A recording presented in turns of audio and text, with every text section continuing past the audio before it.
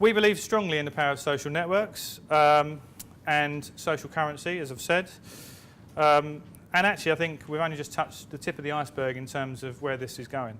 And by the way, sorry, the slides get a bit boring now because it's about midnight last night, so I've run out of graphic design skills. However, well, one of the opportunities is that Facebook apps aren't as trendy in the agency world as they once were. What's good about that is it means that clients have finally got up to speed and they're actually a lot more interested in buying them. So it's easier to sell a Facebook app. However, it's still not that easy. Clients still prefer to spend money on traditional media channels that they're used to because of the metrics and the measurements which they're used to using. And if we want to try and help more innovative means of marketing, we need to come up with some measurement criteria which clients can judge it by. Otherwise, it's seen as a risk. They'd rather blow several £100,000 on a banner campaign than risk, £50,000 on a Facebook app and some marketing. So until we provide clients with the sort of information and rules of thumb that allow them to justify this sort of spend, they're going to stick to what they know. The things that clients are looking for in this space. Well, as I touched on, measurement is key, especially in this economic climate. It's what gives online marketing a distinct advantage over its offline counterparts. Yet, despite the ability to measure pretty much anything online, we don't provide enough easy-to-digest information in order for clients to prove the success or failure of the campaigns they run. I think we need to move beyond the hard metrics like click-through, cost per impression, cost per conversion. I think we need to have things like emotional value, shift in brand perception measured by online metrics. In order to earn the money, we need to quantify. And of course, if you can provide a revenue stream which helps sustain the activity, then clients can love you even more and it's going to run forever. How do agencies find working with third-party suppliers? Well, at Saint, we've got a full complement of in-house skills. So we've got some of the best Flash guys in London, PHP, Ajax, pretty much everything we need to do an end-to-end build. However, we're not expert Facebook developers. We don't do it day in, day out. We don't know what the likely changes to the API are going to be next month and the impacts that will have on the concept. So we deliberately engage third-party specialists to work with in this area.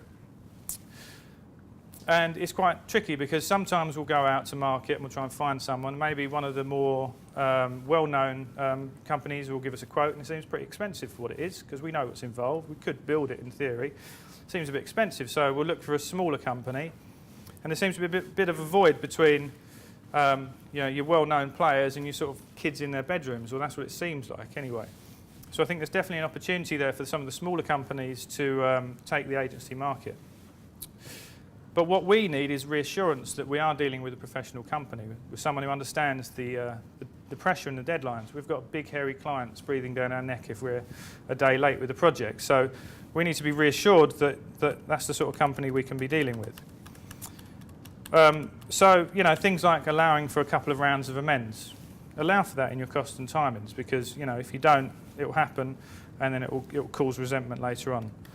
Documentation, process, sticking to what you say. Basically, these are the sorts of things that build up confidence in the agency.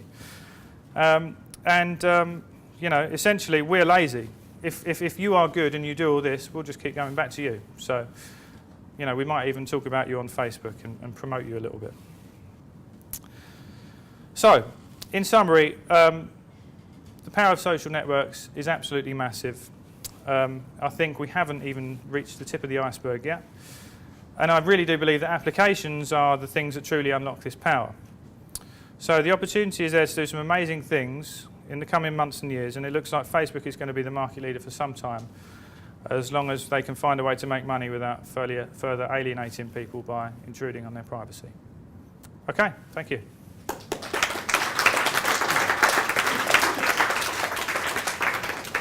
Have we got any questions for Adam?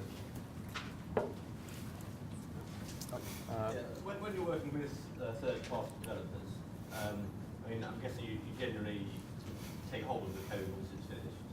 How do you find doing that and running a Facebook app going forward? It's fine, but actually, we'd like to take a backup of the code to put into our repository, but we're quite happy to sort of keep working with the people who built it if they can provide support for their code. So.